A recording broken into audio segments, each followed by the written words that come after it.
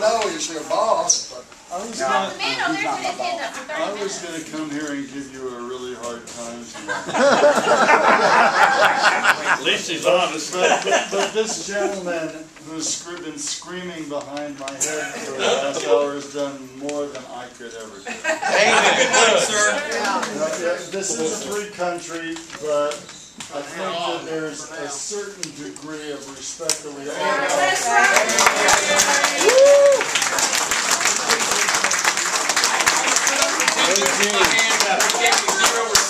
It starts at the top. He gave me zero respect. I was one of the first ones that stood up and had my hand up. He gave me zero respect. Well, maybe you'll go next. So let me have the floor now, okay? You want the respect? You know, this gentleman says that he doesn't want the government to have its hand in his pocket, okay? The preamble of the Constitution includes the phrase, promote the general welfare. And provide and promote are two different words. I won't be quiet. I won't sit down, and I won't let this happen on my watch.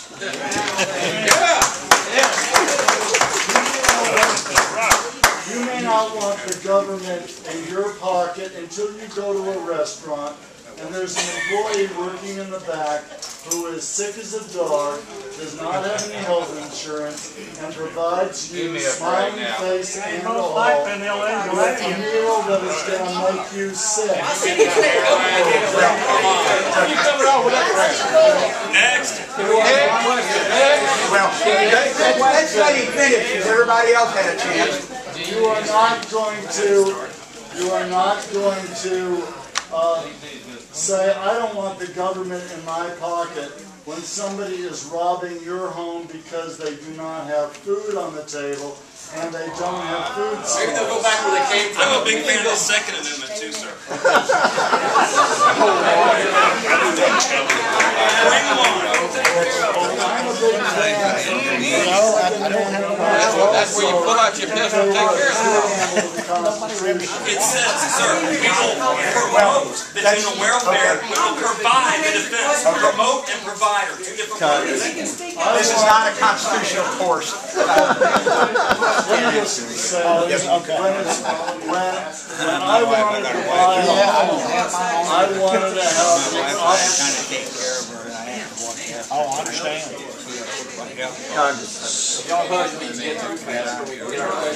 I will pose a question to you. I wanted to have the FHA so that I could purchase a home. Okay, but I would like to ask you a totally separate question, and that is the amount of money that is being spent on Iraq and Afghanistan. And when is that either going to be explained to me as to why it's a justified expenditure of funds, or when is that going to end? Okay. Well, hopefully in Iraq fairly quickly, because in all honesty, what I've heard, and I've been to both Iraq and Afghanistan a number of times, we got a lot more problems, and you know, decisions were made and we shouldn't have done it. We should have dealt with Afghanistan because that's where the Taliban started, that's where it attacked us. But but we didn't make that. The president's commander-in-chief. This commander-in-chief has the right to do different things, and so hopefully we'll bring down our troops in Iraq when they can take care of their own business. And so far, the getting out of the cities is working, and we're going to bring that 130,000 troops, redeploy them. But I just heard today that not only the 20,000 plus that are committed now, but there's probably going to be another 20,000 to 2010, because plus up of what we did in Iraq, we built up the police and the army.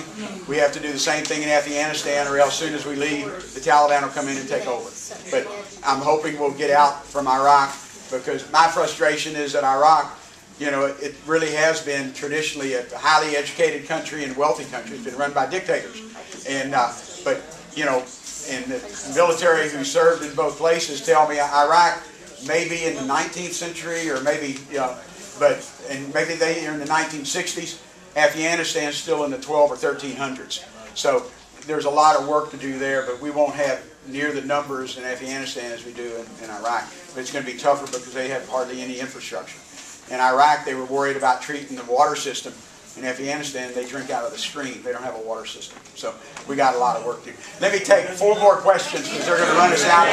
Let me get the gentleman in the brown shirt. Congressman, I've been waiting patiently to Well, you know you had some competition. yes, ask you about cap and trade. I know you can't see it, but I'm going to explain it and then Oh, I'm I going to get your comment. Listen, I know that we've done, you have this feeling that we need cap and trade to cap the greenhouse gases and the effects of greenhouse gases. And if that's your opinion, that's fine.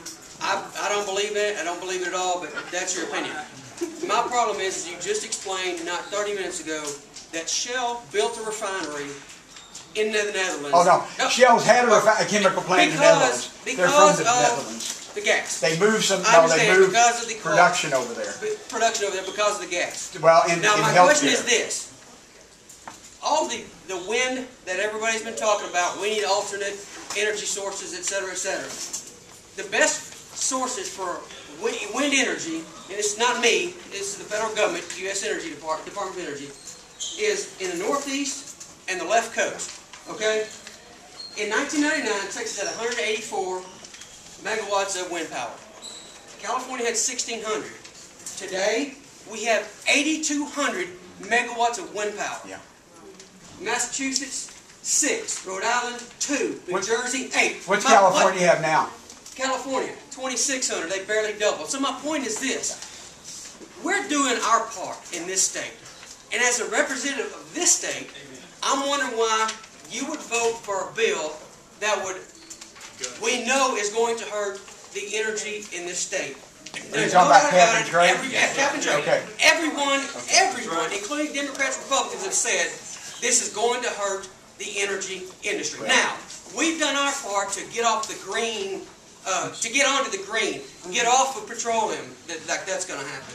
My question is, what the hell is the Northeast going to do? Yeah. Why aren't they pulling their weight, and why are you going to take taxes from this state, cap and tax industry in this state, to send it up to people that are pulling their own weight? Okay. Well, you're right. Since 1999, otherwise, you know, there's been countries in the world, Denmark, amazingly for wind power, and but Texas is literally the bigged growth in the world on wind power. And if you don't believe me, get on 610 Loop or Beltway 8 and you'll be behind one of those propellers if they unload at the ship channel. My goal is to have those propellers not made over in Europe or in China, but have them made in our district. Because we're creating that industry and we're building them in West Texas. That's the back end. That's after we've already injured and taken the taxes from the refinery. Oh, no. Well, let me talk about those. But even if we do every windmill we can in Texas, and Texas needs to do better on solar. You know, and the legislature didn't pass a bill that would do for solar what they've done for wind in Texas. It's been actually some state initiatives on the state level in Texas, whereas Massachusetts is not doing it. California's done a lot on state initiatives on solar, and we could do that and do alternatives. But even if we do every solar and wind we can dream of, we're still going to have nuclear. We're going to have natural gas. We're going to have some coal. Then what all the federal government would have to do is say, look, Texas, build all the nuclear plants you want. And I guarantee you this state would, because we'll take care of ourselves. My question is not, why won't you let us do that? My question is, why are you taking productivity from this state to other states? Well, I can tell you, we're not taking refineries because you can't get a refinery in Massachusetts. In fact, Massachusetts doesn't even want to have an offshore facility for liquefied natural gas. But we will continue to provide we provide about 40% of the refined product from literally Beaumont, Port Arthur down to Corpus, and we will continue to do that for the country. And, we're not going to take the brunt of the cap and trade tax. I mean, is that not true? well, what's going to happen is that once it all kicks in, and again, if the technology is not there, my worry is that Congress gets the law ahead of the science, and it is, but this doesn't kick in until many years later, and there will be a time to revisit it if we don't have the opportunity to say, okay, what can we use other than hydrocarbons? Why not wait till the technology exists? Well, because you have to push it. You know, you don't develop something unless you have to. We didn't develop unleaded gas until we realized we needed to get lead out of our atmosphere. You said our wind energy came at the state level. Well, it's state and federal, but it's the state has to take a lot of credit for what they've done. And I think they'll do the solar. But, well, I can't tell you that Massachusetts is going to put a wind farm because they don't believe in vision.